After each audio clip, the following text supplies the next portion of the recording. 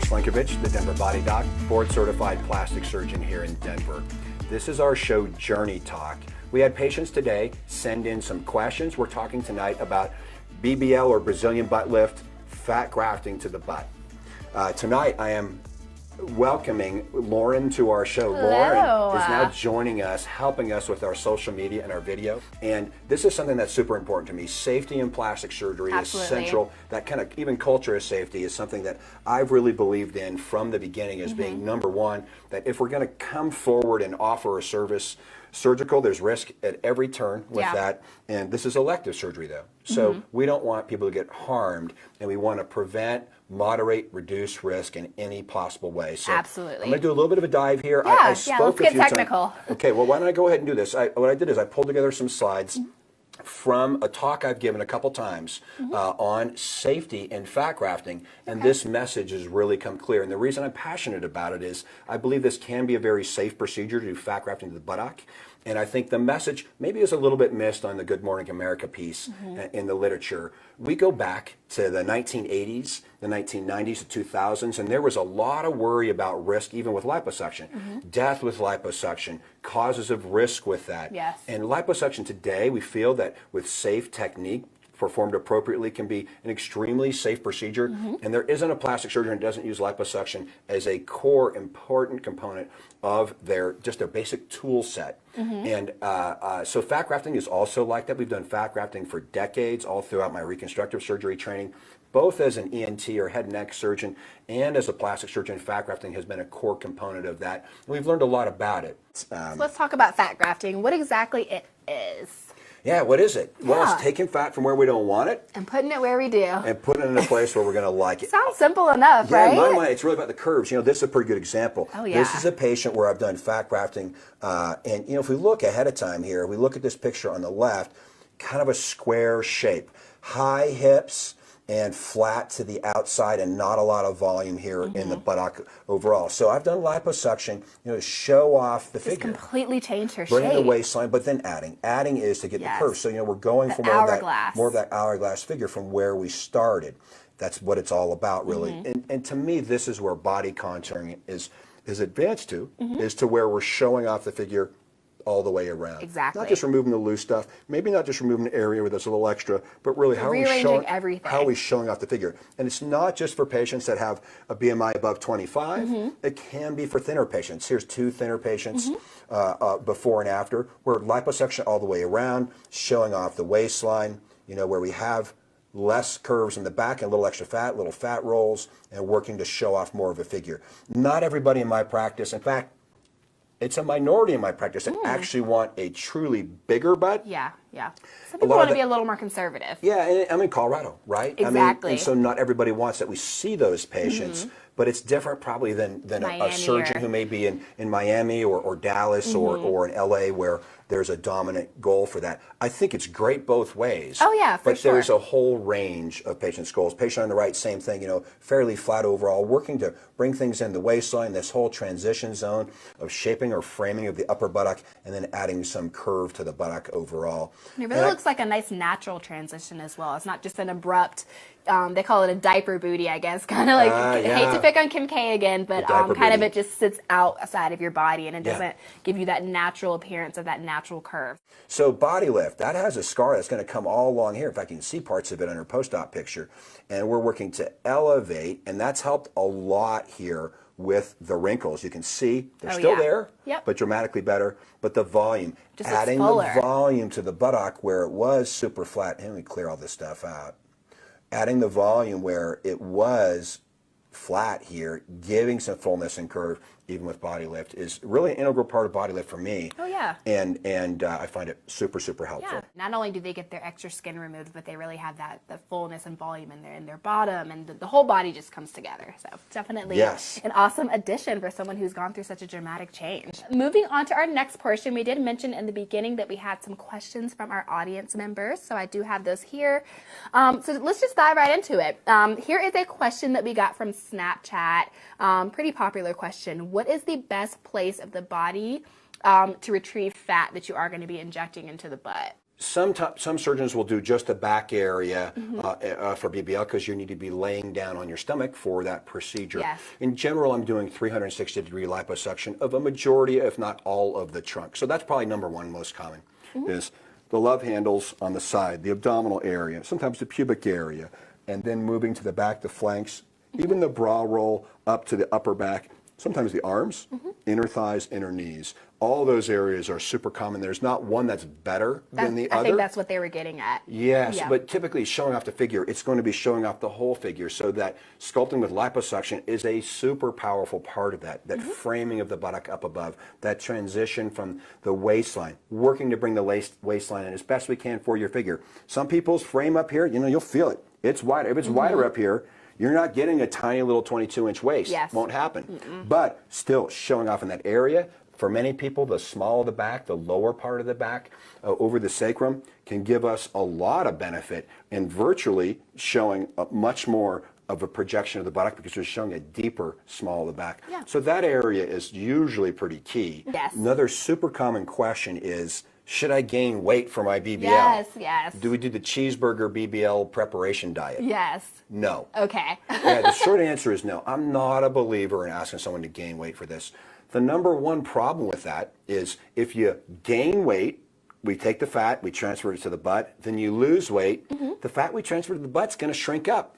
Yeah. Okay, those fat cells are simply a repository for the energy that we're storing. If we gain weight, all of our fat cells from our face to under our skin to lining our nerve cells to inside our gut get bigger. They store the fat. So that goes everywhere. And then when we lose weight, same thing. So if we gain weight for BBL, then we transfer it, you lose weight, to some degree it's going to shrink up. Yeah. I think our techniques today of overall ability to get things nice and thin, really show off the figure, for the most part, eliminate benefits we would get from gaining weight for this procedure.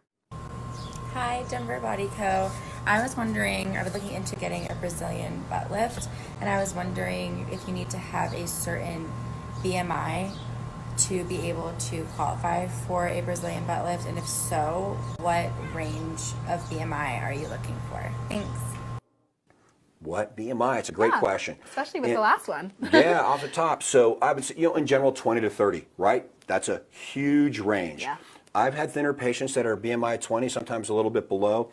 And when we're doing a patient that's very thin, and they might have just a couple little problem areas that I wouldn't see as problem areas, honestly, but they are seeking to have a thinner, leaner trunk appearance, that is a patient that I would say, why don't we take that fat, as little as it is, and go ahead and use it for boosting the curve in the buttock. If for nothing else, giving, restoring some youthful inflation of the buttock, where over time, we're all going to shrivel up like a raisin, okay? Our cheeks shrivel up on our face, our cheeks shrivel up on our buttock, and we don't want to be that little old man, little old woman buttock. No. It is basically going back to restoring fullness of the buttock. Hi, Dr. Nick. I've got a question. How long do Brazilian butt lifts last? And what happens when you work out the area after you get the operation? Okay, how long does it last? This is a great question. It lasts a long time. Okay, what doesn't happen is you don't wake up and boom, that fat is gone. That's not something that we see. It may resorb slightly. Most of that resorption is going to be in the healing period. It means it never takes. When the fat takes, what's happening physiologically is your body is reabsorbing or readopting that fat in a new location. It's transplanted. It gets new blood supply from the surrounding tissues, and now it lives as long-term fat in that area.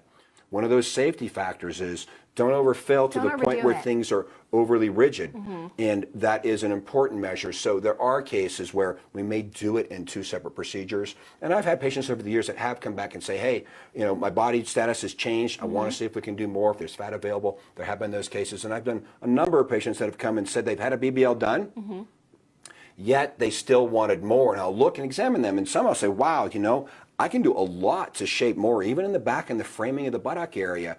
Absolutely. Others that may not be the case. So that's going to be very individual per the patient. Our next question here, a pretty popular question, and I really didn't think about this one. How common is asymmetry in the butt when you do a Brazilian butt lift? Common enough that, well, we're all asymmetric to start with. Exactly. And so when we look closely at your pictures, there's usually one buttock cheek that's a little wider. Oftentimes the hip may not be completely level, and one may have a different shape to it. So those factors are often pre-existing. And so it may be that we'll use a little different amount of volume on one side or the other. We're always taking that into account to get, the most attractive shape that we can afterwards. But definitely small asymmetries are something that we see. And realistically, if I'm performing a procedure and we see an asymmetry that we didn't get things to heal, we didn't control what we wanted, we need to go do some kind of touch-up procedure, absolutely, we'll go and do that touch-up procedure. That type of procedure, though, is usually a much smaller procedure with a lower recovery. It's actually not super common, but it can be something that we see. Asymmetries, though, they're never perfectly the same. Going off of that and going off of recovery, 1,000,005 questions about the black and the blue butt cheeks. When does that go away? Is it as painful as it looks? A lot of people just see those after pictures and it's the most perfect round bottom ever, but it just looks like it just was in the boxing ring. So tell us a little bit about that recovery time. Certainly. We show these patients, and we show patients that are wanting to be on our social media at follow-up, even the day after or weeks after, and no question there's often bruising, in those early days and weeks. Usually by 6 weeks, just about all that is resolved. It will vary. It's uncommon that bruising would cause any long-term issues whatsoever. So it's a matter of timing on that. Generally by 6 weeks, and almost always by the time we get to 8 to 12 weeks, we're going to have that bruising be resolved. Hi, Dr. Nick. I'm curious about the recovery for the Brazilian butt lift. How do I sleep and how do I sit down? Recovery. Yes. That's a great question. So sitting down, like we're sitting, we're going to want to limit in those first couple of weeks.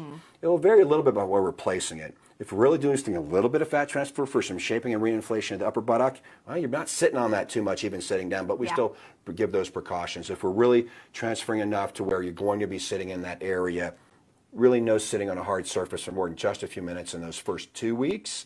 There's pillows that we can get, a boppy like you might nurse a kid with, or even a BBL type pillow, a pillow that raises you up on your thighs, takes pressure off the buttock. I think is important in the first 2 weeks for sure. So all of our patients, particularly body contouring, get to love Pam because she's going to call it as she sees it and give a lot of advice. She's doing lymphatic massage early on, then going and doing more deep tissue massage. This is all under the category of homework, stuff that we can't physically do myself. Pam can help with and can educate with, but after liposuction, it's common we're going to have areas we're going to have to do additional work to massage, knead, soften the tissues, get any areas that stiffen up to break down and soften up really as quickly as we can. That's going to give us our earliest and best results. Okay, perfect. So we do have one last question here that is coming from Snapchat, giving some guys some love here. Can men get BBL? I mean, I know it might not be the most common thing, but I do know that you've had a couple cases recently. Sure. Does it make them look more feminine, or what might be a reason that a man might get a Brazilian butt lift? Same reasons. Showing out the figure or physique, right? The masculine or male physique is going to be more square, more straight lines for the outer thigh. We're not putting fat in the outer thigh. Perhaps a tiny bit if you have a significant hollow in the outer buttock, maybe a small amount there. But essentially all of the fat grafting is to the curves that we like to see in a man with that male physique that's strong, which is some fullness of the buttock. So definitely. In fact, one of my good friends, a notable BBL surgeon, has had a BBL procedure himself. Probably if I was going to get liposuction, I'd say, sure, I'm going to deflate and shrink up, so put it in my butt as well. But when we're doing that, we're very specific about where we put it. It's definitely a little bit more of a squarish shape from behind that we're looking for. So those corners that we're leaving very round and pretty in that voluptuous shape for the feminine physique and figure, we're having a little bit more square. Most of the curve is as you look from the side, a little bit of fullness in the buttock area, in the area we know we're going to deflate. So it is a great procedure for men, for sure. Okay. Thank you, Lauren. Yes, no problem. Well, good show tonight. And I think topical with what's in the news, certainly something that I believe in is safety first in all the procedures that we do. Bottom line, I believe we can have a very safe fat transfer procedure to the buttock when the appropriate measures are taken and the knowledge is there. We appreciate you joining us. Plastic surgery, again, it's not for everyone. And it's never the destination. It certainly can be part of the journey for many. And we always believe in that kind of power of self-improvement and working to be your personal best. Please send in your questions. We'll definitely respond. Good night for us. Enjoy your journey.